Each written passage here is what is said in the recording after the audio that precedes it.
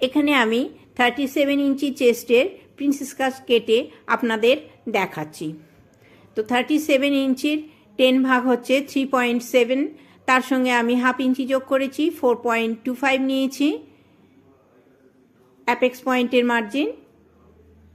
দুপাশে 1 ইঞ্চি করে রেখে আমি অ্যাপেক্স পয়েন্টের ড্রয়িংটা করে নিয়েছি। আমাদের চেস্টের মাপ আছে 9.25, তার সঙ্গে 1 ইঞ্চি এক্সট্রা রেখেছি প্রিন্সেস কাট মার্জিনের জন্য এবং 1.5 ইঞ্চি রেখেছি ভেতরের কাপড়ের জন্য। আমি ড্রয়িংটা করে সামনের পোর্শনটা রেডি করে নিলাম।